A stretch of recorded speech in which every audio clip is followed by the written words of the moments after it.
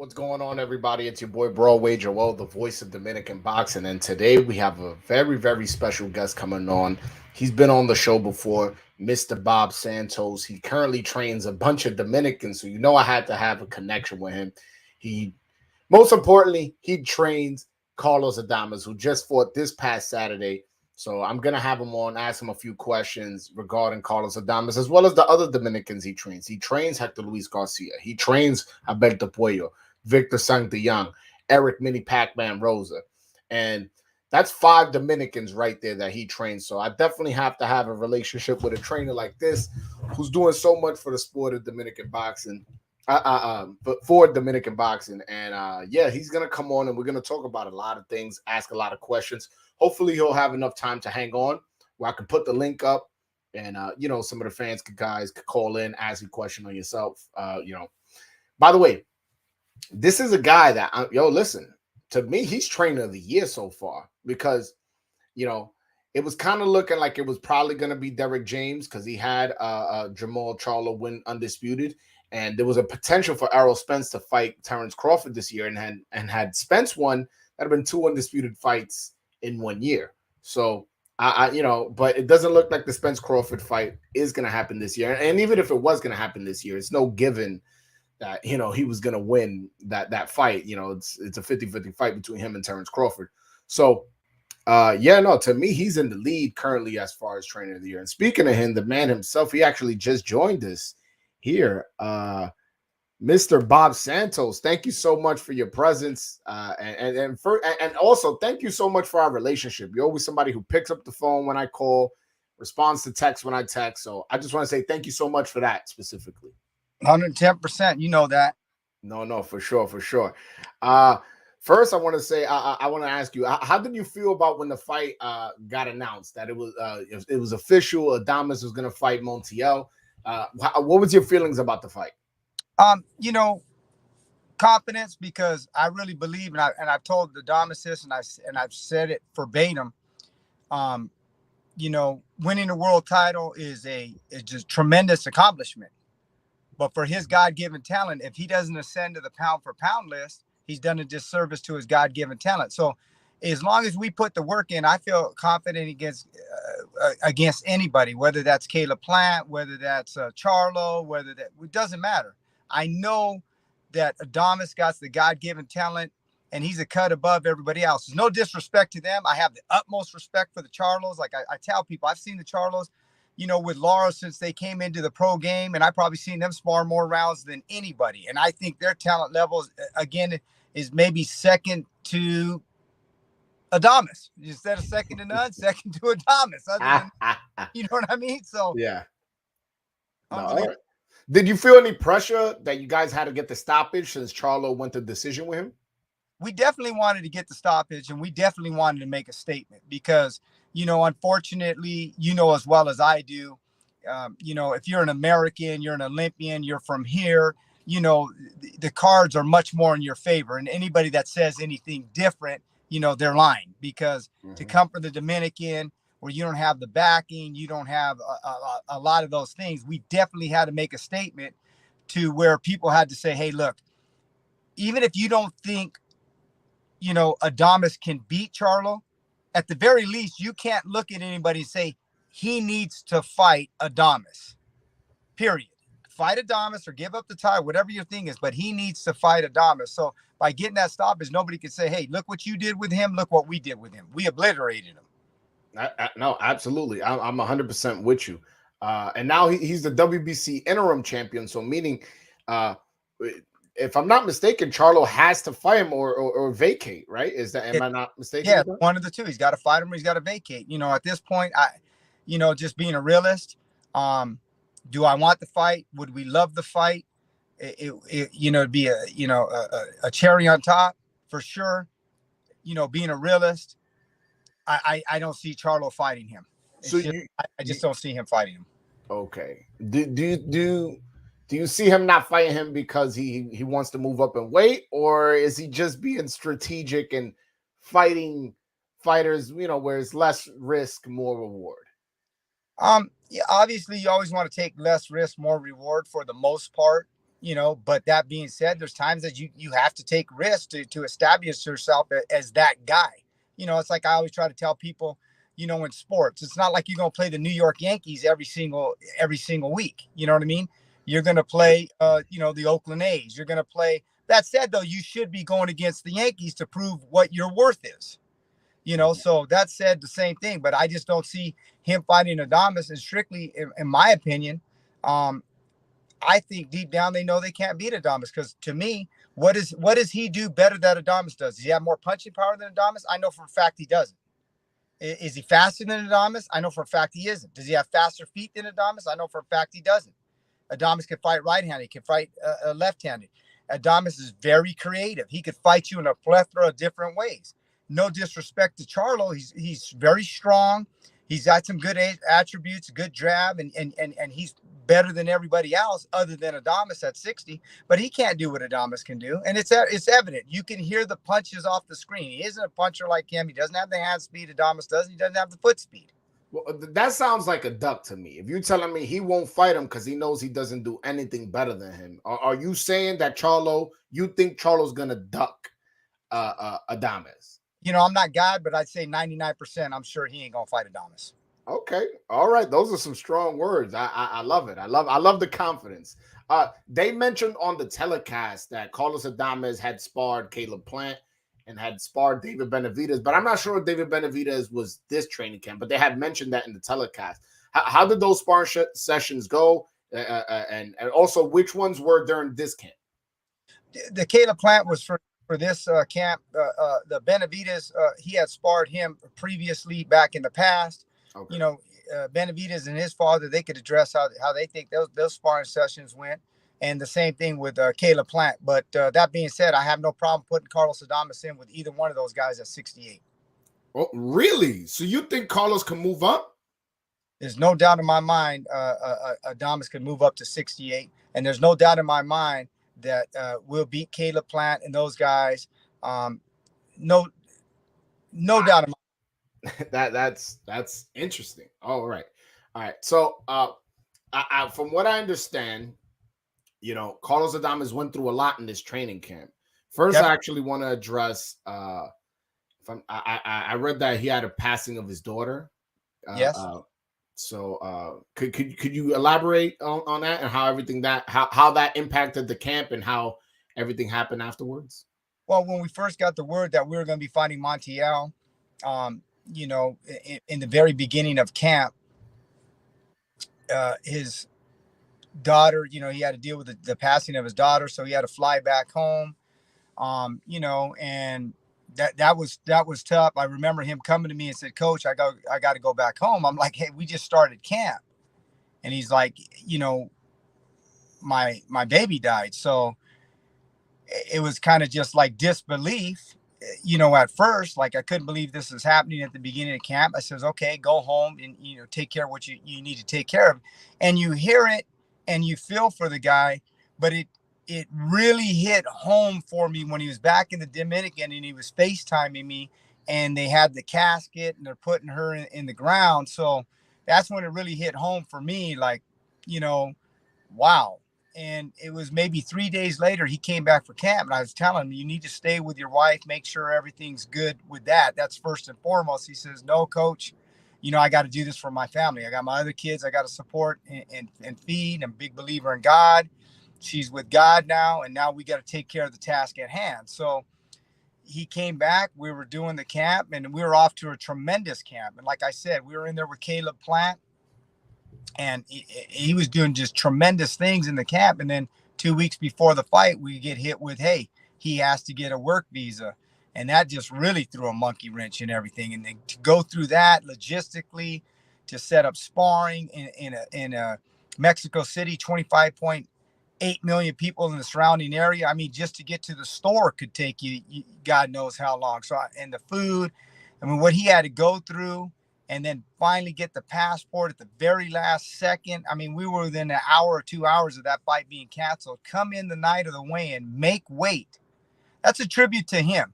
And I don't want to bash anybody else or anything like that, because you never know what's totally going on. But you look at the case of like Shakur Stevenson. You had 10 weeks to get ready. Everything's going completely perfect for you.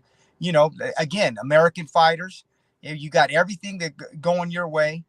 They don't make it. Oh, it's okay. In the case of the Adames, now, can you imagine if he doesn't make weight, even going through all that? Oh, he's going to get Yeah. ripped left from right. And you know that, and I know that. No, for sure, for sure. I just want to get into the logistics because maybe some of the listeners don't know. So, you guys had done six of the weeks training camp here in America, correct? Yep, in Las Vegas. And then come 2 weeks out of the fight, you guys got the notification that Adames was on a tourist visa, Yes. right? And Yeah. in order for him to renew it to get a work visa, he had to be out the country. So you guys went from Las Vegas to set up camp in Mexico City. That's correct. All right. And once you guys are there, it's an adjustment period. What was that adjustment period like as far as, finding, places to eat, finding, what to cook with, find sparring, finding a gym, or so on and so forth. What was that process like over there in Mexico? Well, what made it really tough is we were, from the attorneys here in the United States, they're telling us, hey, you're going to get this work visa in 1 to 3 days. So we're thinking we're going out there for 1 day, pick up the visa and come back. As it turns out, every day, oh, it's coming in. And then it didn't come in. So every day we're like, okay, we don't need the hotel for this. And you're kind of like almost checking out of the hotel. You're going to get it. You're going to go to the consulate and you're going to fly out, get your stuff ready. Then it wouldn't come in. And we had to rebook another hotel. And I mean, the stuff that we were having to go through logistically, it was insane. But, to credit the kid, he stayed mentally tough. He stayed focused, did what he had to do. But I'm going to tell you right now, it was not easy.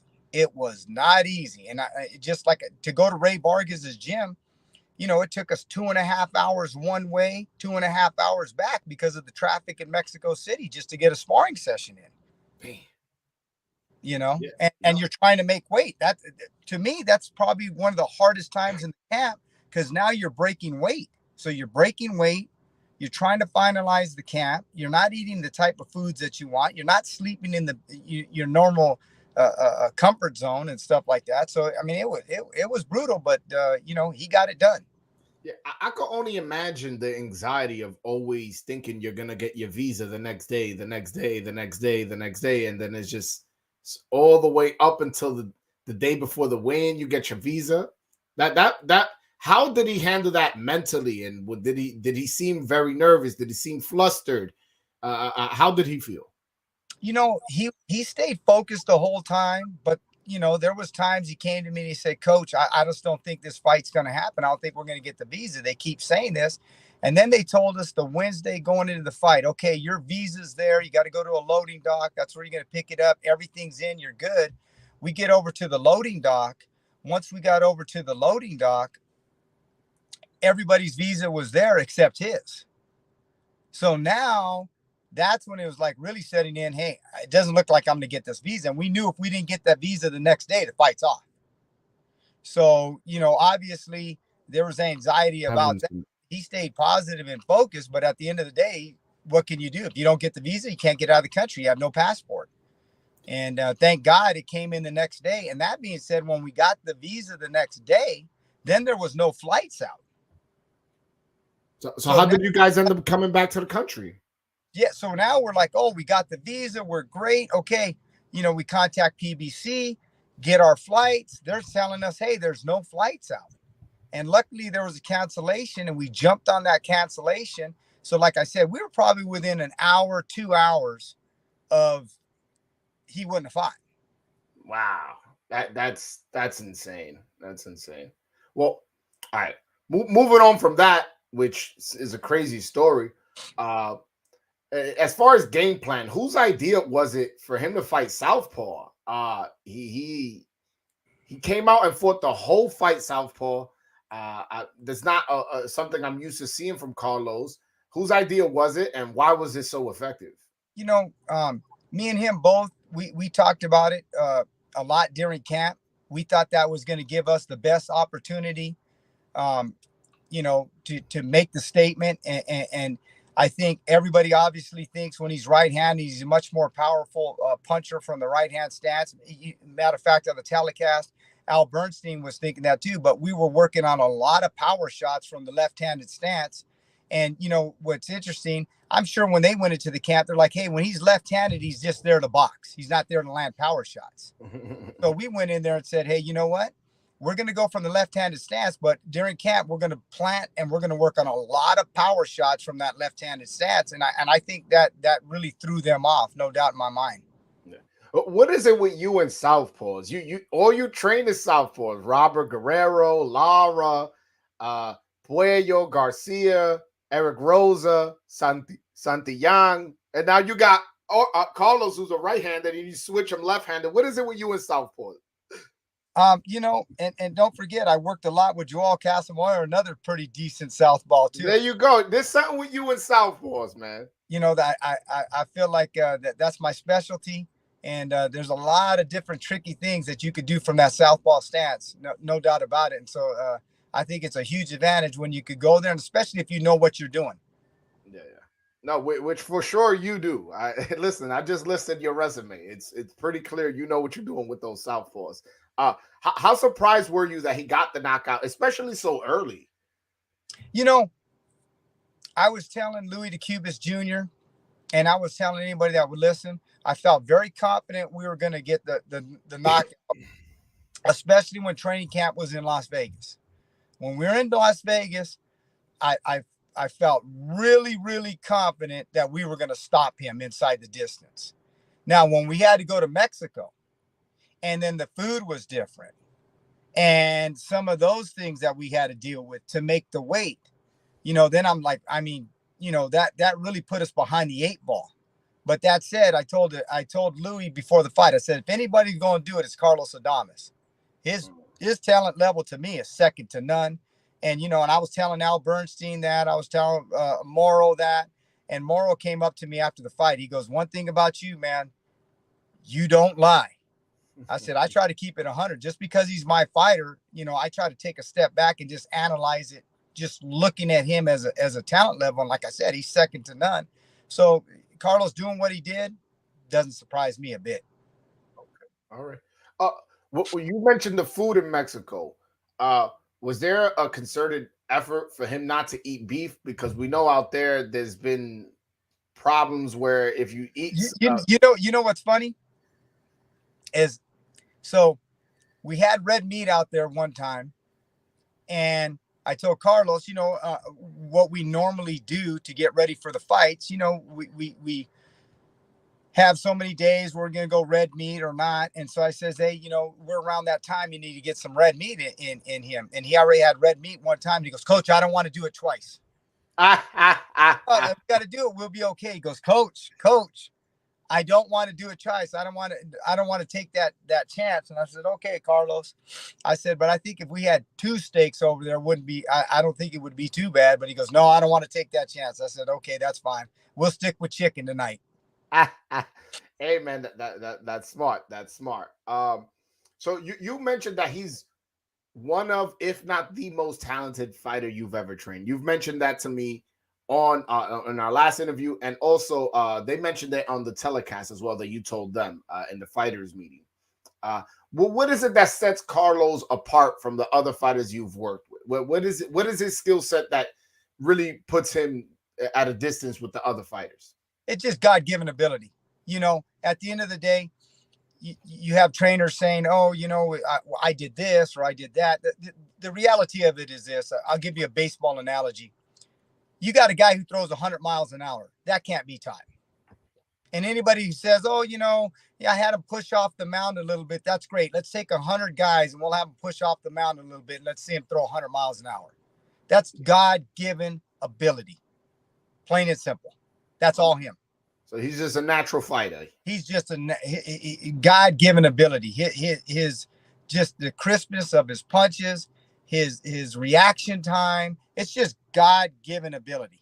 And It's that simple. And anybody says different, I'm not here to take that kind of credit from that guy. That'd be doing a disservice to his God-given talent. His foot speed is, it's unbelievable. I'll give you an example.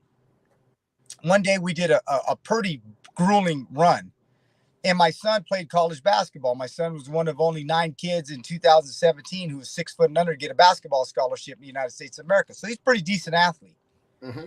And they got done. Carlos did a grueling run. And he says, let's do sprints. And my son's pretty fast. He played point guard, like I said, in college.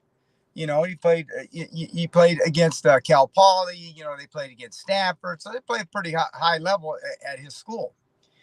And they got done after a long run. He's running through the mountains and they sprinted. And Carlos just blew him away like he was tied to a pole. And that's when you just go, this guy's just different. Okay. All right. So you had mentioned already you don't think Charlo's going to take the fight. Although obviously that's a fight you want. That's a fight I want. Oh, 100%. But I mean, I would be beyond shocked. I can't see it happening. No. I'm leaning towards you the same. I don't think he takes the fight. Who would you ideally like to see him fight next? I'd love to fight Caleb Plant. I would go to 68. I'd love 68? to fight. Yeah, I'd love to fight the Plant. But I'd love to unify with Janovic. There's no doubt in my mind what happened to Montiel will happen to Caleb Plant. No doubt in my mind. We'll stop him inside of 12. Ooh. And I have the utmost respect for Caleb Plant, but he's not on Carlos Adames' level. That is firsthand. I've seen it firsthand. If he were to do that, he would be making the biggest statement in Dominican boxing history. And I'll put that over just about any win because a lot of people feel he's still a natural 154 pounder. If he was to move up and stop Caleb Plant, who's only been stopped by Canelo, a former world champion, that would be very impressive. Caleb Plant, he knows what happened in the sparring sessions.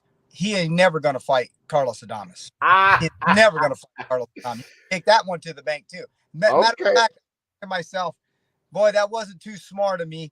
As much as I'm supposed to be a smart guy in boxing, I should have never allowed them to spar. That was a big mistake. I had to learn my lesson. There's certain guys we got to fight. I can't allow him to spar. All right, man. Let's see. Let's see if we get the Janovic fight. Let's see if we get that Caleb Plant fight, which is a fight I never thought of. Or even a Triple G fight. You never know. He also could try to unify in case Carlos becomes a full champion. I want to ask about a few of your other fighters.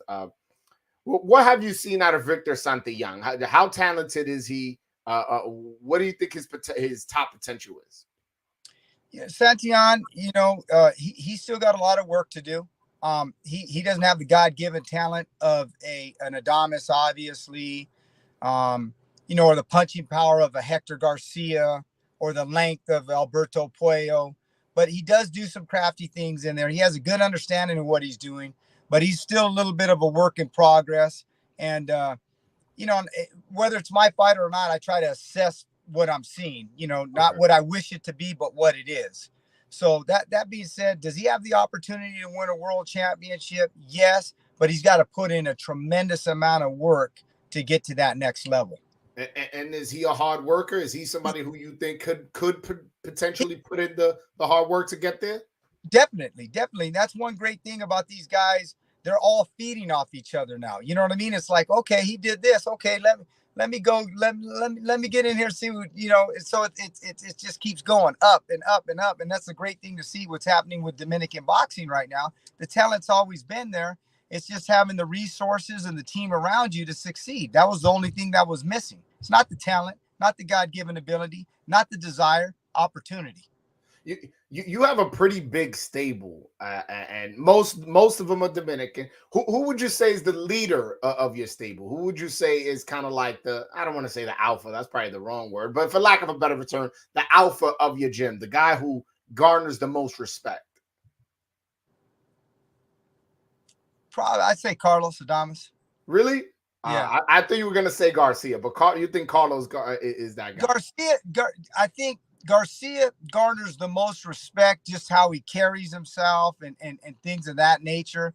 But it's hard to see a guy go in the gym and what he's doing to these sparring partners. And I'm not going to say names, but let's put it this way. I don't know of any sparring partners that were even able to go the distance with him. Okay. So We'll Okay. leave it at that. And so when you see that, it's kind of hard not to, you know what I mean? Now, Garcia, just in terms of being, he was in the military. He's, Like a serious guy, yeah. yeah, exactly. We're Adamas. He'll joke around a little bit. But boy, when you see Deion Sanders make an interception and return it to the house, or a Bo Jackson run the football, those guys, they're different. I That's got you. Thomas. I got you. Eric Rosa is gonna be the fight with him and Knockout Freshmart just got ordered by the WBA. Is there any nerves on your guys' end as far as that fight happening? Because being honest, Pac-Man, Mini Pac-Man, although he's a very talented fighter, he's only 5-0. That's only 5 fights. He's 21 years old, still a very young guy. And Knockout Freshman is the longest current reigning world champion, a number one guy in the division. Older, has a lot more fights, has more knockouts than Pac-Man. Mini Pac-Man has fights. Is there any nerves as far as that fight happening? No, because I feel like if we put in the preparation with his God-given talent, when you prepare, you put in the preparation, and he does what we're asking him to do, then the proof is in the pudding. Now when you don't prepare, and then, hey, then that's where the nerves come in. But I think when you prepare the guy, you believe in his talent, you believe in his ability, uh, no nerves. Okay. All right. All right. Uh, who else is in your camp right now? I know Victor Santillán is there. I know Eric Mini Pac-Man Rose is there. Uh Adames, Puello, Garcia. Who other? I know you just got a Cuban heavyweight. Who name some other guys? I want to give you guys some light, man. Lanier Perot, the Olympian from 2016 from Cuba, he's with us. Kevin Brown from Cuba, who beat Iglesia, the gold medal winner. He beat Andy Cruz, the gold medal winner.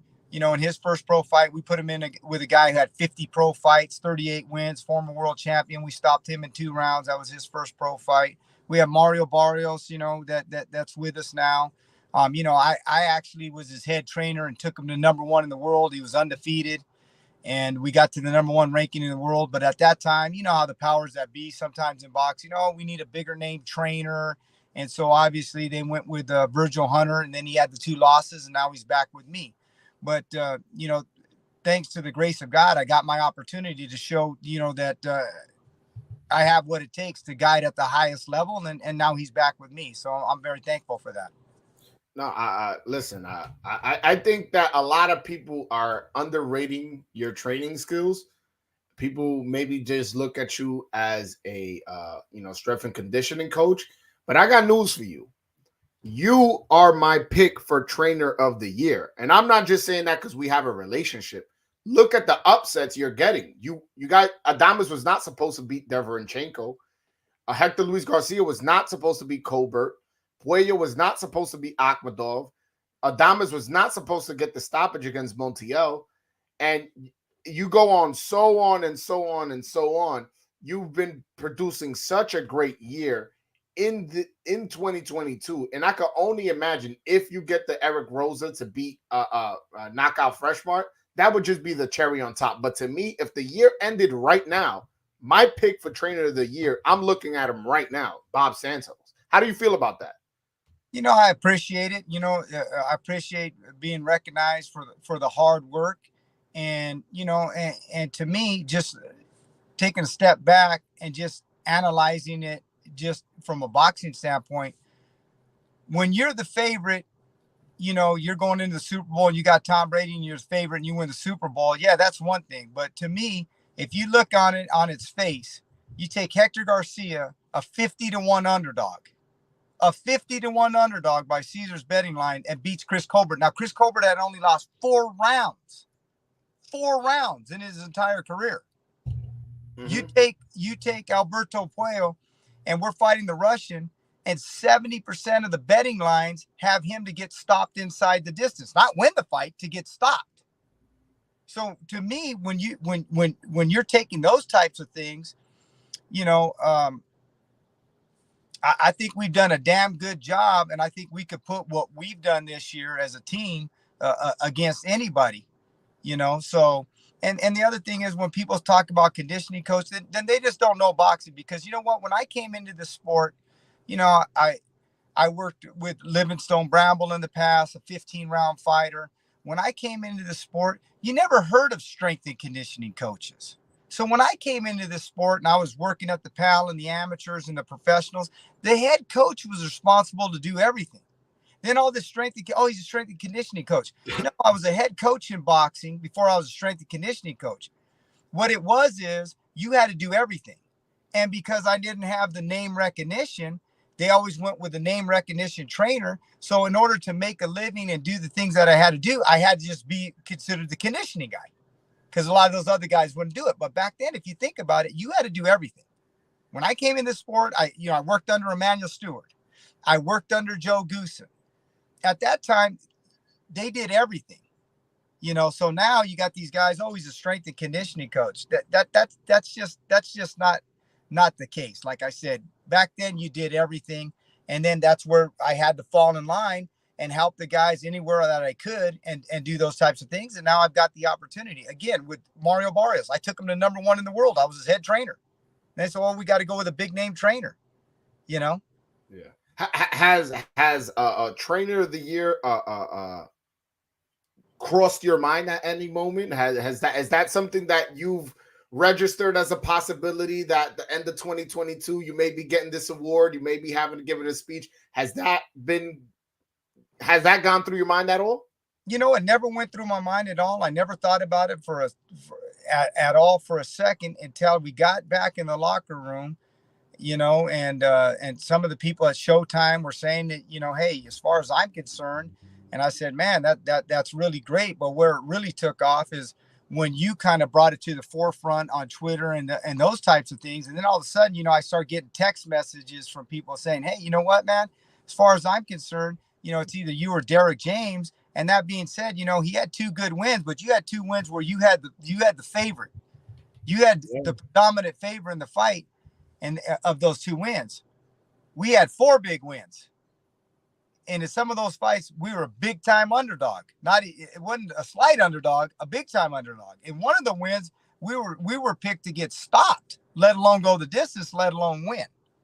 No, listen, and that's exactly why I want to create the conversation, create the narrative where you should become the trainer of the year. I don't know if you saw on Twitter, Jake Donovan, the vice president of the Boxing Writers Association, just basically responded to me and confirmed, like, no, he's definitely going to be in the discussion and he's going to make sure that you are one of the nominees for trainer of the year. And to be honest, it's not because you're on my channel. If you weren't here, if we never had a relationship, I would still be saying these things. You definitely need to be in that conversation. And being honest, hopefully politics don't get in the way. You deserve it, especially if to close out the year, you can get Mini Pac-Man to get that belt. Oh, that would be great. And that being said, everybody's telling me it's either Derek James or me. And I'll tell you what, me and Derek James went head to head against each other 2 times. One was I had the twin fighting on the undercard with Ugas and Spence, and I got him on that fight. And then the second time was Frank Martin against Jackson Morenes. But remember, we were in a dead heat. We only had 9 days to prepare for that fight.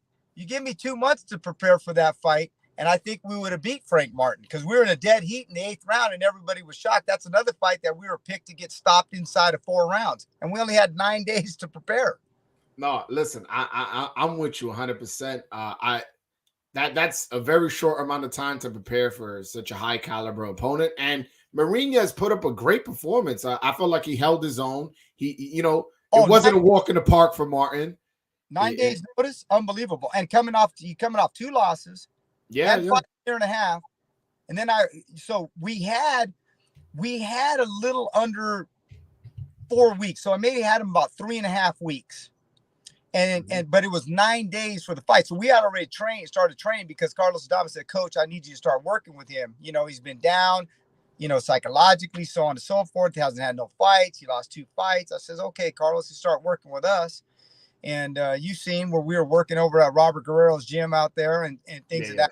And then all of a sudden it popped up. Hey, man, it's not a great opportunity, but it's an opportunity get his name back in the forefront. And then that's when they gave us the 9 days. So had we had more time probably to prepare with the weight and started right out of the gate, definitely I think he would have went the distance. Now, if we had 2 months to prepare for that fight, I definitely feel we would have won that fight. Hey, you're well within reason to think that it was a close enough fight with 9 days notice. So I'm definitely not going to dismiss that. I wanted to ask you. So how how how how much has your life changed the last 4 to 6 months? You were always involved in boxing, always involved with big fighters like you mentioned, Casamayor, Lara, Robert Guerrero. But I feel like now you're the guy. You have a stable. You have two world champions. One of them an interim champion. Another one in Mini Pac-Man Rosa, who's a the WBA regular champion. He's going to fight for the super championship sometime this year. How much has your life changed the last 4 to 6 months? It's funny. I always said this, and I've always told my fighters this: man has plans, God's the master planner. And the timing just worked out perfectly. Like I said, I ran an amateur program. I was involved in the PAL amateur program many, many, many years ago. I paid my dues. I worked with Hector Lazarago, who only had 25 amateur fights, was a world champion. I've been in this sport a long time, helping with the game planning, doing a lot of the dirty, gritty work behind the scenes.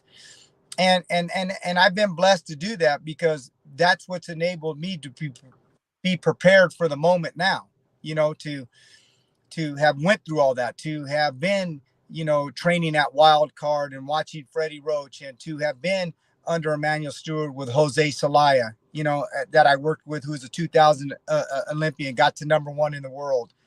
And so all those things have culminated for this moment. And it's funny, and it all happened. It's kind of funny in a sense that here you have Dominican boxing, all this talent that's never really been brought to the light. And here you had me, who had a lot of knowledge, who was never brought to the light. And it took the Dominican Republic and that country and me to come to culminate. And it's a strange fate if you think about it. It's like man has plans and God's the master planner. It's funny. It's funny you mentioned that. It's I kind of feel the same way you do, obviously in a different realm. You're obviously in touch with the fighters as far as training them and stuff like that. But when I first started doing this, what I do now, I started off just talking all boxing, Fury, Canelo. I mean, and I still do to some degree, but I try to focus mostly on Dominican boxing. And so I have a lot of connections with Dominican boxers, as you know, obviously. And so I was just interviewing them, not because I was trying to only interview them. It was more so kind of like, these are the people I had connections to. These are the people I had access to. And I just kind of just kept interviewing. And one of my friends calls me the voice of Dominican boxing. He makes a picture, a meme of me. He's doing it all in fun, right? I take it and run with it. And all of a sudden, Dominicans just keep winning and winning. And every single time a Dominican wins, my Twitter blows up, my Instagram blows up. I gain a bunch of subscribers. And I'm like, this is almost like a perfect storm. It almost feels like it kind of just landed on me. But then when I look, I'm like, this is almost too perfect for it to be an accident. It's kind of like I've studied this whole way. And now where I feel like I'm prepared, I got this opportunity and I have connections to this country that's producing nothing but good fighters. And it's like, it's almost like a perfect storm, kind of like what you're experiencing from a trainer's perspective. I'm experiencing from a journalistic perspective. No, it's the same thing, no doubt about it. And I'm a big believer in Jesus Christ. As am I. Yeah, no doubt about it.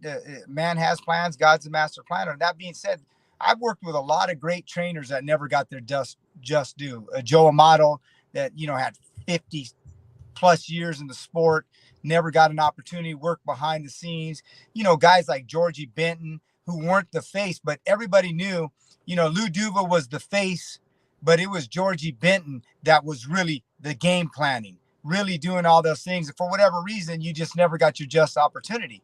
And so that being said, to crack that 4 or 5, that there's always around in a time, it's Angelo Dundee, it's Eddie Fudge, and there's that 4 or 5, and nobody could really break into that. And the big reason for that is because when guys invest a lot of money in fighters, they want to make sure that their investment is returned, so they get nervous. So it's like, oh, that's why they always, even if a guy takes a guy to #1 in the world, it's like, oh no, we got to get a big name trainer now because they get concerned with their investment.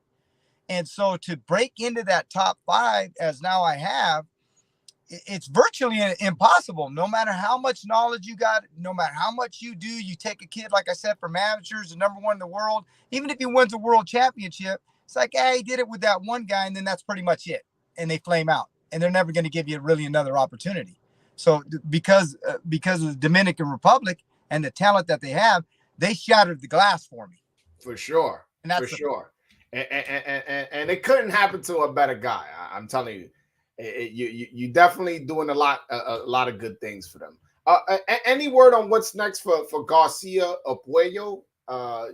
Any, like, as far as who they're gonna fight, when they're gonna fight? Any inside info as far as that? I think Puello will probably fight. We're not sure yet who he's gonna fight, but what I'm being told, he'll probably fight in the beginning of the new year. And as far as Garcia, maybe something similar to that. I just talked to Hector yesterday, so I told him, we've been on a good roll. You had a little bit of time with the family, and I want you to get back out here so we could continue to work on the things that we've done. So hopefully he'll be out here within the next week or so and get back to work. But in terms of exact dates, fights, names, I'm not privy to that. I guess that'll be up to Showtime, Al Heyman, and the powers that be. Is Puello gonna go back there in about a week or so as well, or just Garcia? I think just Garcia. I think Puello maybe a couple more weeks. He'll be coming out. So, I know he's doing some things back home, and I try to check in with them all the time. Hey, got to be disciplined, guys. Got to be disciplined. Yeah. But don't worry about it, Coach. We're on it. We see the light at the end of the tunnel now. So we've been good with that. All right, good. I just want to ask you a few more questions, and then I'll let you go. You've been very gracious with your time, and I really appreciate that. Somebody's Billito Ramirez is asking, Broadway, ask him what he thinks of Edwin de los Santos. That's the guy who just beat Rayo Valenzuela. Wow. What? I mean, what do you? Wow. That guy, nobody was expecting that. Definitely. No, nobody was expecting that. I had talked to Adames a little bit about him because we were watching the fight obviously together, and he said, Coach, peligroso, Coach. He bang. So Adames wasn't surprised because he knows him pretty good. Yeah. I was surprised because, I've never seen him spar. I've never seen him in person. That was the first time I had ever seen him on TV, and what an electric performance, huh? What's funny? Adames was the one who sold me on him too. I had called Adames. Well, I called a few guys, but Adames was the one. He's like, Joel, I'm telling you, this guy's punching power is different. He told me it's not like this guys who hit hard. There's different type of power. That's what he told me. So when he was the way he was telling me, I was like, you know what? Rayo gets hit. Rayo's a good fighter, but he gets hit. If Adames is telling me this guy's power is some legendary type power, I'm going to pick him to win. And he proved everything Adames told me De Los Santos was. He was. He proved it. He proved it. You know what's funny? Every time we watch the fights together, me and Adames, well, I shouldn't say every time, but boy, he's on the money with a lot of fight predictions. I said, man, if you ever stop boxing, man, you ought to just go into betting lines and have your own betting show. Because my God, he calls fights like second to none. Yo, just bet on Dominicans. That's it. That's it. Dominicans run boxing. That's it. That's what I tell people. People get mad when I say it. I'm like, hey, listen, just bet on Dominicans and you'll be good. Somebody's asking, what does he think of other Dominican fighters with other camps? Michelle Rivera and Elvis Rodriguez. I love Michelle Rivera. I know you do. I know you do. I love Michelle Rivera. I mean, I've watched him up close and personal. I've watched him fight. I've been in his corner.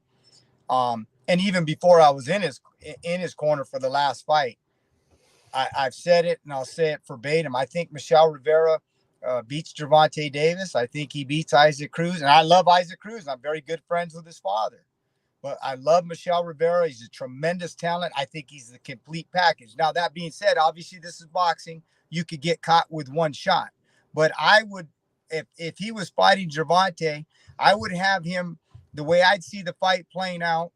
If neither one of them got caught with a shot, he'd be up on the scorecards. And if he doesn't get caught with something big, I think he beats Gervonta Davis. And I feel the same with Isaac Cruz.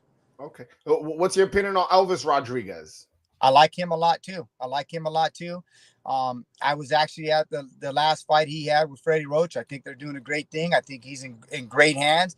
And he's another guy who's just a top talent. I mean, like I said, the talent level out of the Dominican is second to none, really. All right. All right. I just want to give a chance for people to call in and ask questions themselves. Is that okay with you? Yeah, no problem. No problem. All right. So, guys, I'm going to put the link in the chat. If you guys want to ask a question, obviously try to keep it short, be mindful other people want to ask questions as well. But yeah, I'm going to pin the link to the top of the chat. Ask your question for my man over here, Bob Santos. He trains Carlos Adames, Victor Santillán, Eric Mini Pac-Man Rosa, Alberto Puello, Hector Luis Garcia, Robert Guerrero used to train Joel Casamayor, Erislandy Lara. This guy has touched a lot of people in this boxing world. So if anybody wants to call in, all right, we have our first caller.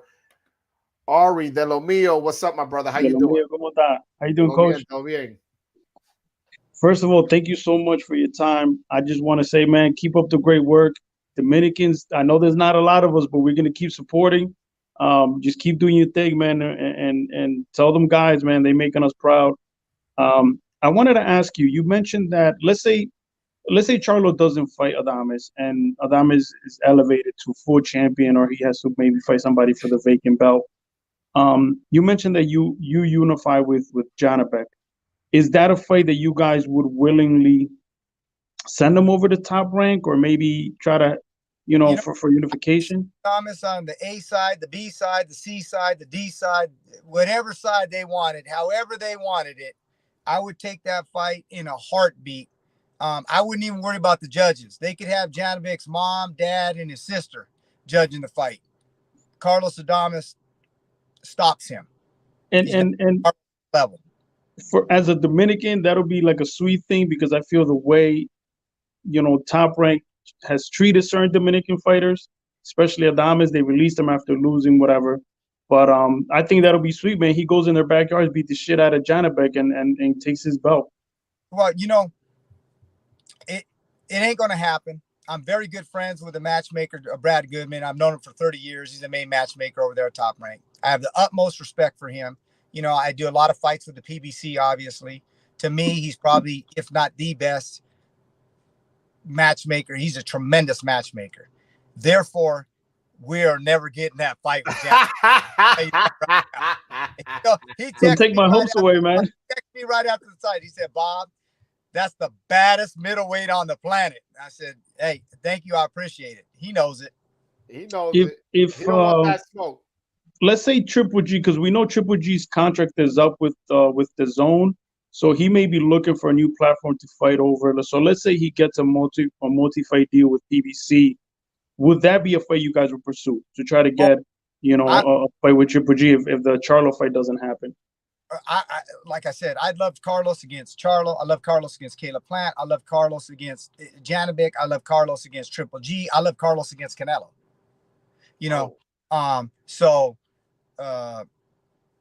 That being said, I've been in camp with Canelo. I've seen Canelo up and close and personal. I've seen Triple G up and close and personal, because people forget too. I've been in camps with Sugar Shane Mosley. So I used to do a lot of camps up there in Big Bear, with Abel Sanchez at the summit. So I've seen all those guys.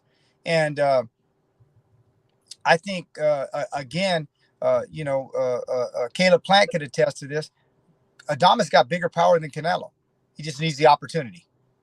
Okay. So guys that have sparred both guys, they know. Okay.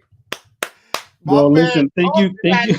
Yeah, don't get us hyped. Don't get us too excited. No, but listen, thank you so much for your time. Thank you for taking the questions, and hopefully we'll see you guys out there soon. Do your thing again.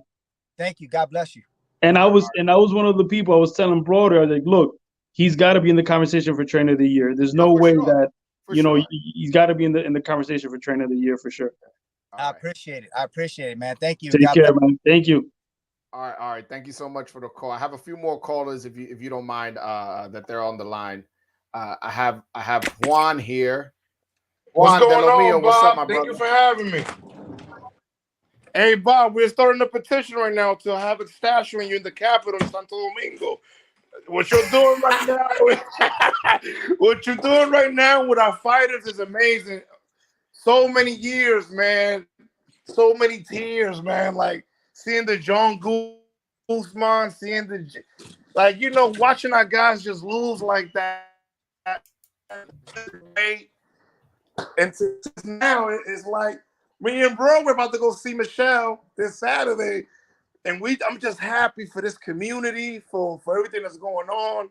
And one thing I wanted to ask you, what are the people saying on the administrative level?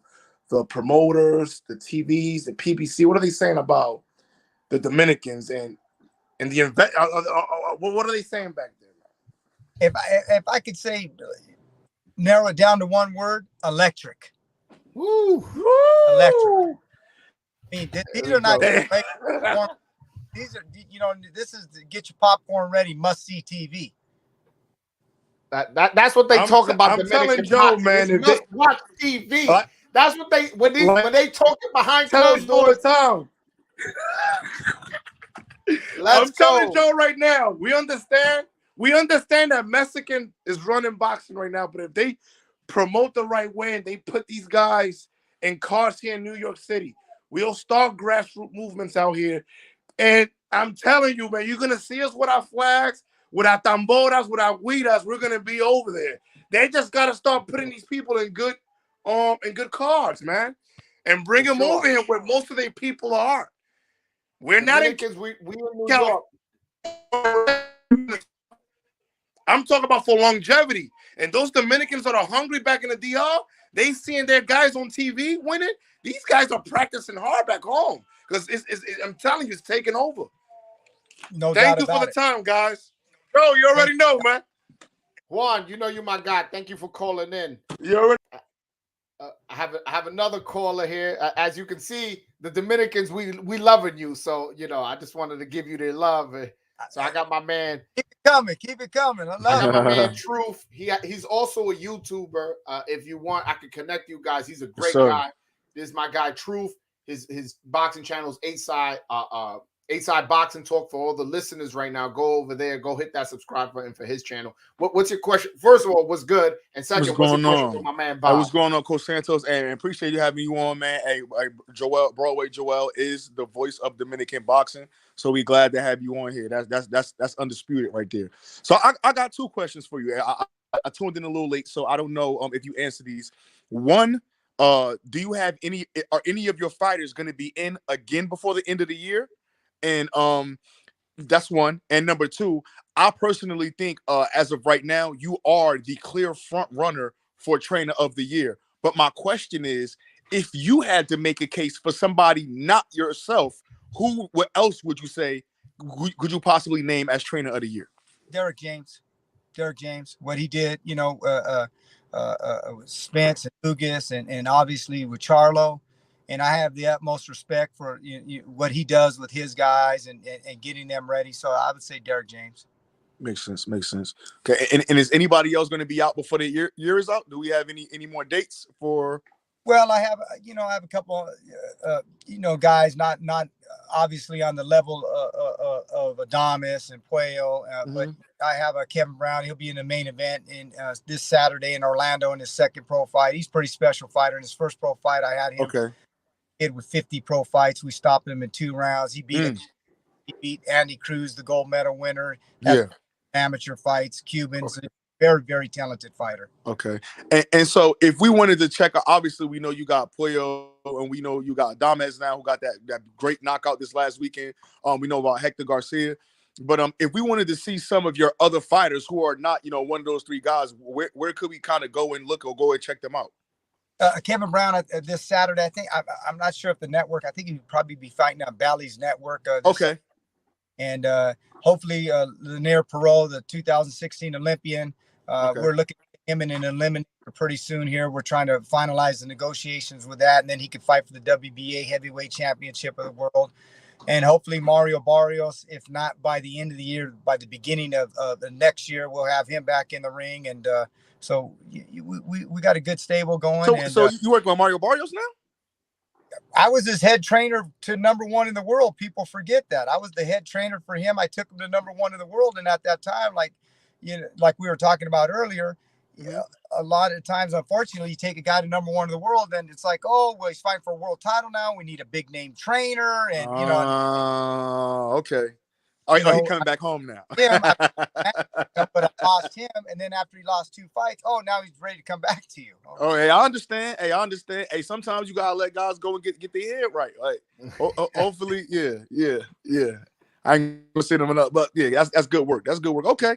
Hey, man, I appreciate you, Coach. Hey, Joel. Hey, again, Coach. Broadway Joel is the voice of Dominican boxing, and I ain't Dominican, so that's how you know it's working, man. I appreciate you, Broadway. Dominican. We all got a little bit of Dominican. Well, you know what, Coach? We all come from the good Lord. We all Coach, we all I'm together. from the other side. I'm Haitian, so I'm from the other side of the island. But you know what's all you love? know That's my cousin. That's my cousin. Over there. That's my cousin. Yeah, for sure. All right, man. Appreciate it, man. Nah. Anytime, A-side, man. Yeah, man. So obviously you can see, man, like the people, we loving what you're doing out here with these Dominicans. When I speak to them, private conversations, they all talk glowingly about you. And the work, the proof is in the pudding. Look, you out here getting wins, upsets, and titles and championships. And I just want to say thank you for your work. I want to say I really, really hope you get that trainer of the year. I think it's deservedly so. I don't think that honestly I can't. Derek, like you mentioned, I think Derek James would be the only person who has an argument. But again, in my humble opinion, I think you're the clear front runner for that award. I appreciate it. I really appreciate it. And coming from you, that means a lot because I know you guys put a lot of time, effort. You study the fights, you analyze the fights, you talk to the fighters. And you obviously have the inside ball game too, and so that means a lot coming from you. Yeah. All right. I'll end the question on this note, only because I had forgot to ask it, and then I'll let you go. You've been very gracious with your time. So Victor Santillán, is any idea as to when he's gonna fight next?